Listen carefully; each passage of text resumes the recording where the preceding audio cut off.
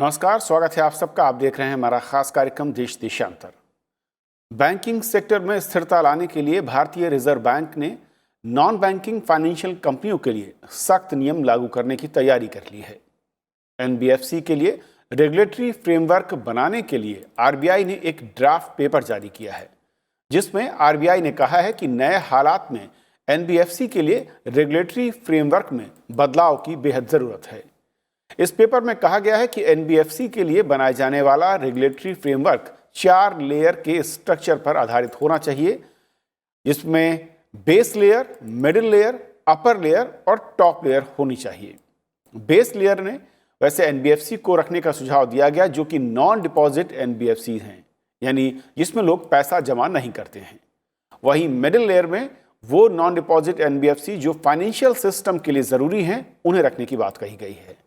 और इनमें housing finance कंपनियों के साथ दूसरे एनबीएफसी को रखने का सुझाव दिया गया और कहा गया है कि इनके लिए जो नियम बने वो बेस लेयर से कड़े होने चाहिए। तो समझेंगे कि आरबीआई के इस पेपर की क्या खासियत है, मकसद क्या है और जिस फ्रेमवर्क की बात कही जा रही है उससे क्या समस्या का समाधान होगा, और जिस मकसद के साथ इस फाइनेंशियल कंपनियों के लिए सख्त नियमों की बात हो रही है वो कितना आज के दौर में ज़रूरी है।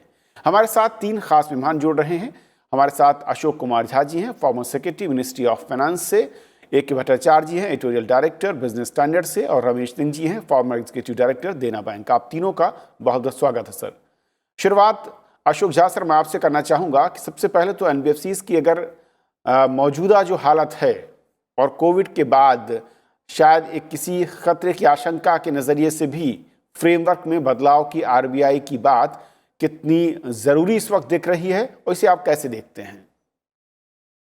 अभी एनबीएफसीज करीब जो अभी इंडिया में हैं करीब 9,500 एनबीएफसीज हैं और करीब 101 हाउसिंग फाइनेंस कंपनीज हैं।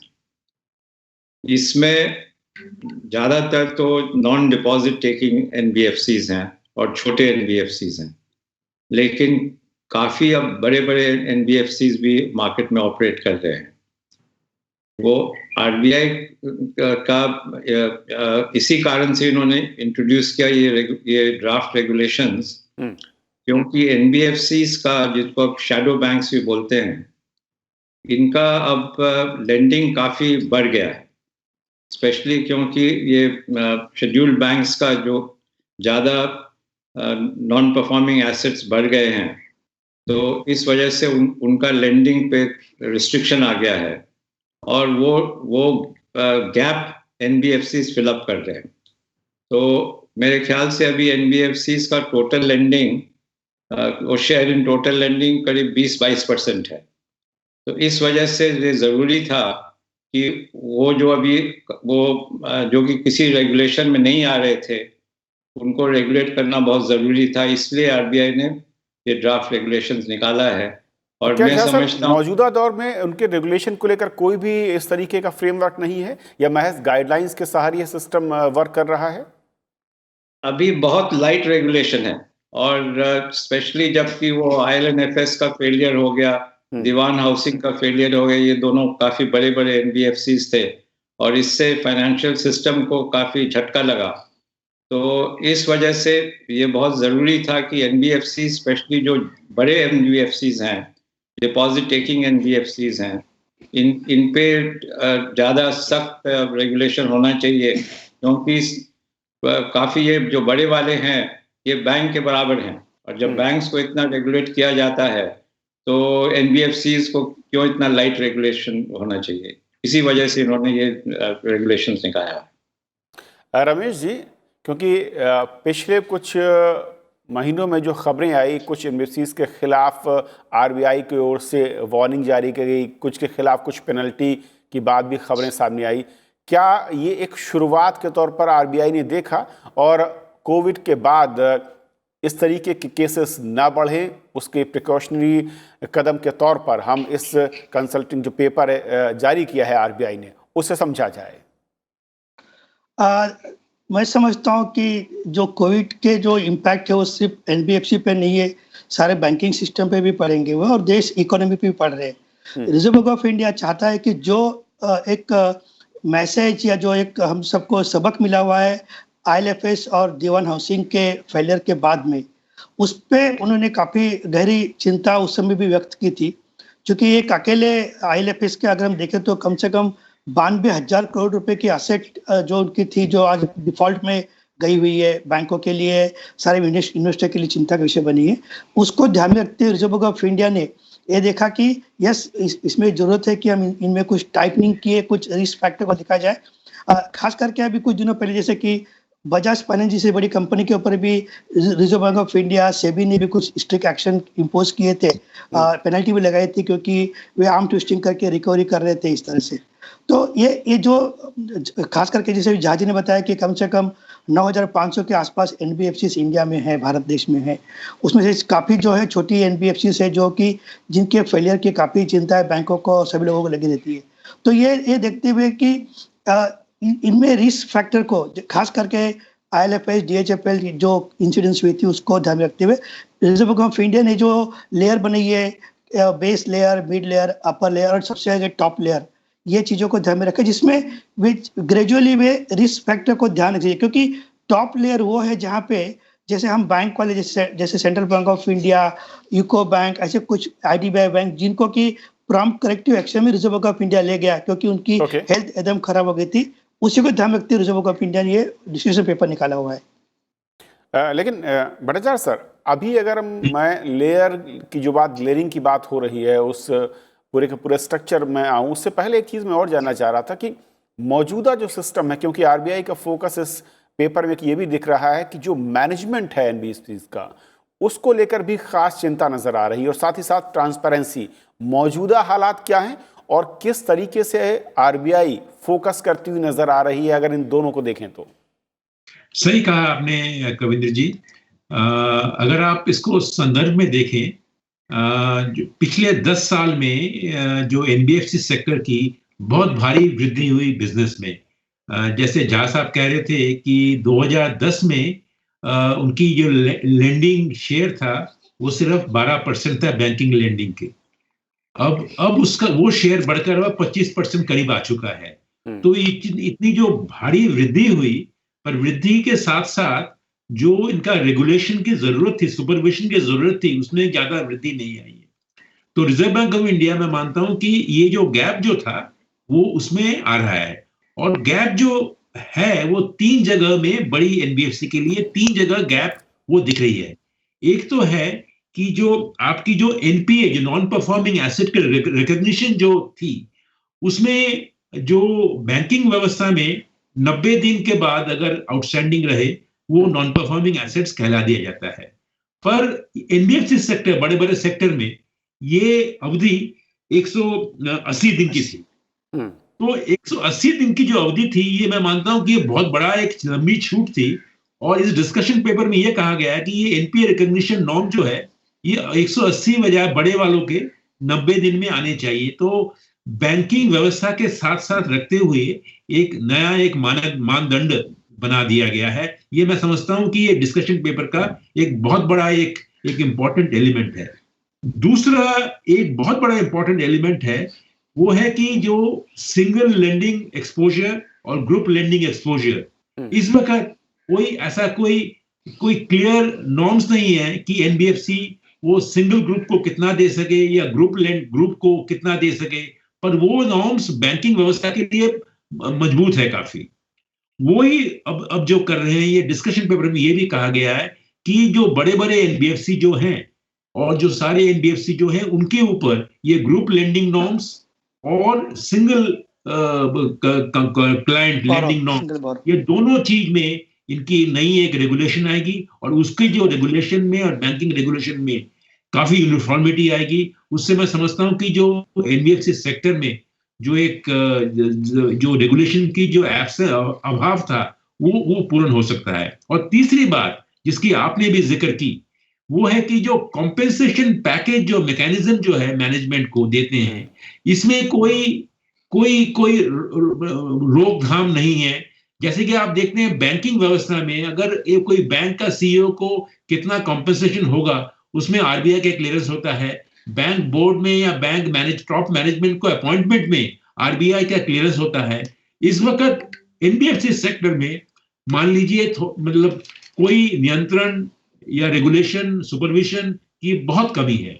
तो मैं मानता हूं ये तीनों जगह में, तीनों आयाम को अगर आप देखें तो एक ये बैंकिंग व्यवस्था को और एनबीएफसी सेक्टर को साथ लाने का जो एक इंडिकेशन दिया गया है, वो मैं समझता हूं कि एक बहुत बड़ा स्टेप है।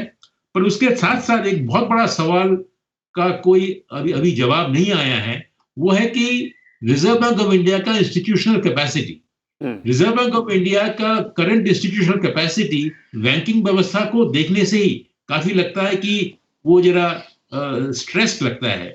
पर अगर एनबीएफसी सेक्टर, अगर ये 9,000 एनबीएफसी या 7,000-7,700 एनबीएफसी हाउसिंग फाइनेंस वाले ये भी इनके अंदर आ जाएं, तो मुझे लगता है कि रिजर्व बैंक ऑफ इंडिया को अपनी रेगुलेशन कैपेसिटी की काफी एक और भी सुदृढ़ और मजबूत करना होगा, मजबूत करना है।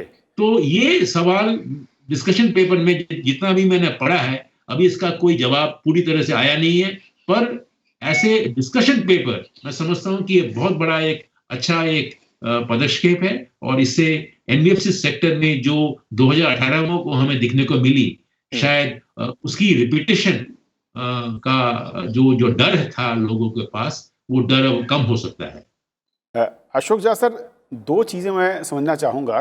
पहली ये कि जिस तरीके से चाहे वो एनपीए को लेकर जो हमारे बैंकिंग कमर्शियल बैंकिंग सिस्टम है उसमें जो एक डेडलाइन और नंबर ऑफ डेज का रूल तय किया गया, इसके अलावा जैसा कि कहा कि सिंगल और ग्रुप फाइनेंस को लेकर जो क्राइटेरिया था, और अगर यही दोनों क्राइटेरिया एनबीएफसीज पर भी लागू किया जा रहा है, तो क्या ये माना जाए कि एनबीएफसीज को करीब करीब बैंकिंग सेक्टर में वो जगह जो कमर्शियल बैंकों के पास है, हैसियत है, उसके करीब लाने की कोशिश हो रही है, चाहे वो उनके रूल्स की बात हो, चाहे उनकी पावर की बात हो, या उनके पास जो स्ट्रक्चर है उसकी मॉनिटरिंग की बात हो?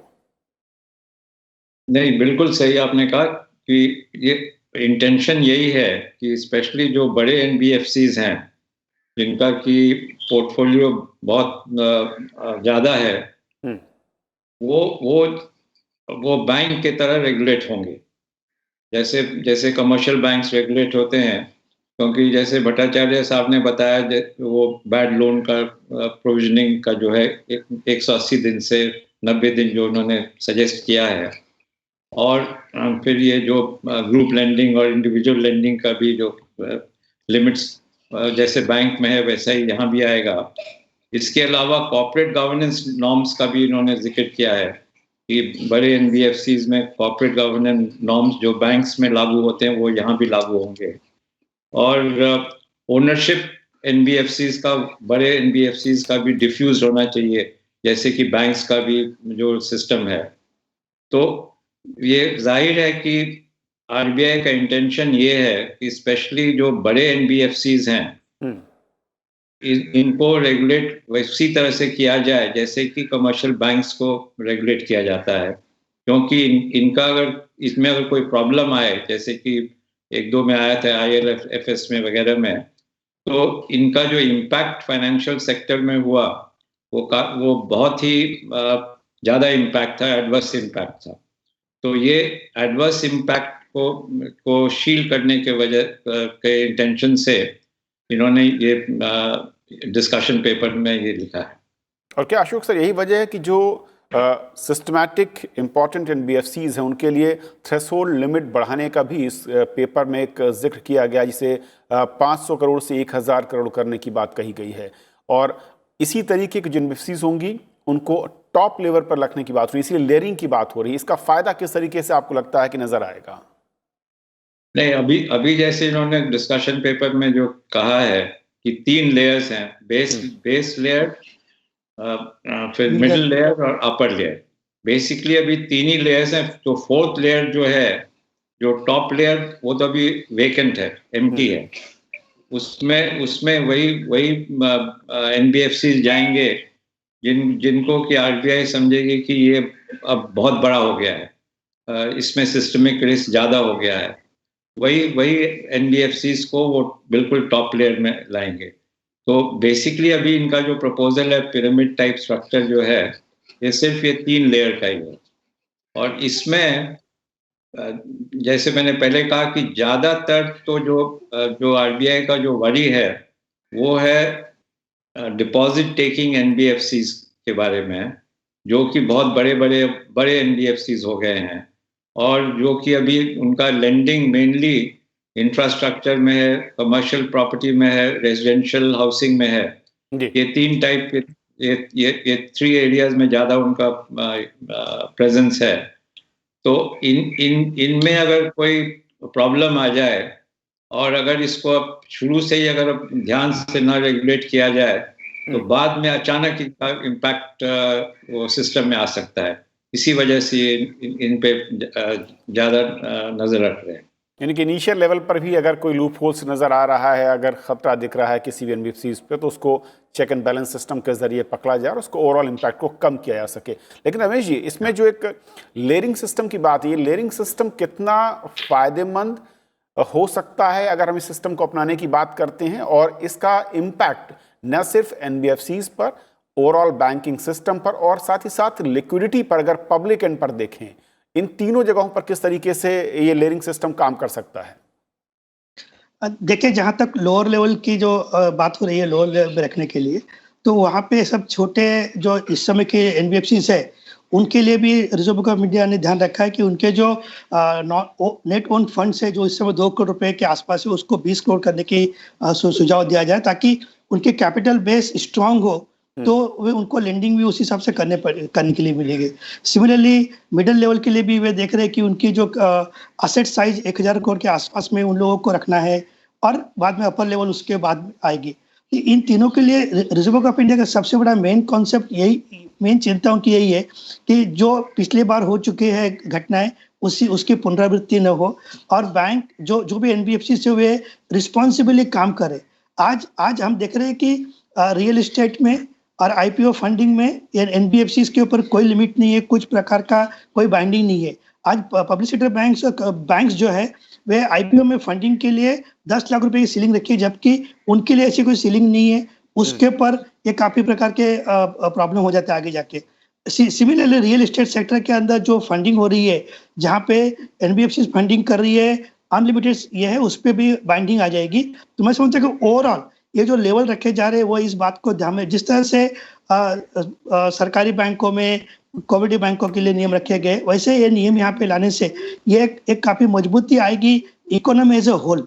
मैं समझता हूँ बैंकिंग सेक्टर के लिए ये काफी सही रहेगा कि बैंक भी देख सकेंगे कि हम जो लेंडिंग करें, क्योंकि मेनली जो नॉन डिपॉजिट टेकिंग जितनी भी एनबीएफसी से, और उन दोनों के लिए भी बैंकिंग ही मेन सोर्स है उनके लेंडिंग के लिए बढ़े, तो ये काफी अच्छा होगा उनके लिए भी, वे उसको असेसमेंट सेटिंग से कर पाएंगे बैंकिंग वाले। ब्रजा सर, एक खबर ये भी बीच में आई थी, हालांकि इस पेपर में इसका जिक्र नहीं देख पाया, कि एसएलआर और सीआरआर को लेकर कि एनबीएफसीज के लिए भी इसे जो है कंपलसरी करने की बात हो रही थी, और उसे उस लेवल को, थ्रेशोल्ड को रखना होगा। अगर ऐसा होता है तो इसका फ़ायदा नुकसान किस तरीके से आपको लगता है कि एनबीएफसीज के नज़रिए से हो सकता है? और दूसरा कि जब हम एनबीएफसीज को इस तरीके से देख रहे हैं, तो क्या उनके बढ़ते नेटवर्क, उनके दायरे का लाभ लेने की कोशिश बैंकिंग सिस्टम के में है, या कुछ और मंशा भी है? देखिए, दो चीज हैं। अगर एसएलआर और सीआरआर नॉर्म्स की जो जिक्र हुई है किसी क्षेत्र में, मैं मानता हूं कि इससे अगर आप इसको भी अगर एक्सटेंड करेंगे, तो मैं मानता हूं कि एनबीएफसी सेक्टर का जो कैरेक्टर जो है, वो कैरेक्टर ही पूरी तरह बदल जाएगा। और जैसे आपने कहा कि वो बैंक के साथ कोई जो भिन्नता जो है, वो भिन्नता रहेगी नहीं। तो मैं ये समझता हूं कि अगर आप एनबीएफसी सेक्टर को बढ़ावा देना चाहते हैं, तो उनको रेगुलेशन में लाना ठीक है, पर उनके ऊपर सीआरआर का जैसे एक कंट्रोल, या जिससे कि ये जो इंपाउंडिंग ऑफ देयर डिपॉजिट जिससे कहते हैं, या एसएलआर नॉर्म्स के जो हैं, मैं समझता हूं कि उतना ये जरूरी नहीं है। ये चीज में थोड़ी बहुत फ्लेक्सिबिलिटी अभी भी रहनी चाहिए। पर जो दूसरा जो सवाल जो आता है, वो कि आप किस तरह से हम एनबीएफसी सेक्टर को, हमारी देश की अर्थनीति की जो क्रेडिट की मांग है, उसको किस तरह से आप उस क्रेडिट को मांग को पूरा करें। इस वक्त अगर आप देखें बैंकिंग व्यवस्था में कि जो हमारी प्राइवेट सेक्टर क्रेडिट की जो रेशियो जो है वो 50% ऑफ जीडीपी है। जो अगर एवरेज देखेंगे आप विश्व में, अगर करीबन 120 कंट्रीज का एवरेज है, उसमें जो private sector credit from banks to GDP ratio करीबन 55% है। तो हमारे देश में अभी भी काफी स्कोप है उस क्रेडिट को बढ़ावा देने का, और जरूरत भी है। तो अगर एनबीएफसी सेक्टर को अगर हम और भी रेगुलेशन की तरह से हम और भी क्रेडिट बढ़ाने से कोई मदद ले सके, मैं मानता हूं ये एक अच्छी कदम है। पर सीआरआर और एसएलआर का उसमें ऊपर अंकुश लगाना, मैं मानता हूं ये शायद ठीक नहीं होगा। अशोक झा सर, क्योंकि कुछ एक्सपर्ट ये भी कह रहे हैं कि अगर आप एनबीएफसीज के स्ट्रक्चर को रेगुलेट करें ठीक है, लेकिन अगर मैनेजमेंट लेवल पर आप इंटरफेरेंस करते हैं और बैंकिंग जो कमर्शियल बैंक है उसके रूल्स के थ्रू उसे रेगुलेट करने की कोशिश होती है, तो इसके कुछ बैड इम्पैक्ट भी हो सकते हैं। क्या वाकई अगर है ऐसा, और अगर ऐसा है तो कहां पर आपको लगता है कि ज्यादा इम्पैक्ट हो सकता है? नहीं, मैं समझता हूं कि ओनरशिप नॉर्म्स या उनका जो भी ये ओनरशिप नॉर्म्स और जो उनका डायरेक्शन रहता है एनबीएफसीज का, इस पे भी आरबीआई को नजर रखना बहुत जरूरी है। नहीं तो जैसे कि आईएलएनएफएस में हुआ, वो उनके 270 कंपनियां थे, उनका क्या इम्पैक्ट किस पे होगा किसी को कुछ पता नहीं था, और सडनली जब कोलैप्स हो गया तब सबको लगा कि अरे ये कैसे हो गया, किसी को पता ही नहीं था कि ये इतना एक्सटेंसिव लेंडिंग था और इतना इंटरकनेक्टेडनेस लेंडिंग का था।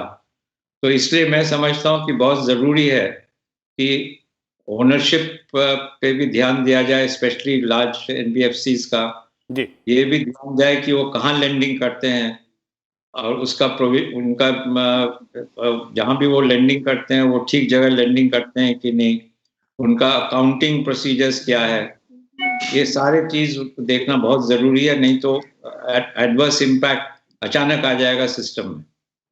Okay Ramesh ji, financial stability की जब बात करते हैं, और अब तक जो लगता है आरबीआई की पूरी कोशिश रही, चाहे वो बैंकिंग सेक्टर को सपोर्ट देने की बात हो या एनबीएफसीज को, ये मकसद किस तरीके से पूरा होता नजर आएगा, लेकिन उसके रास्ते के चैलेंजेस क्या दिखते हैं?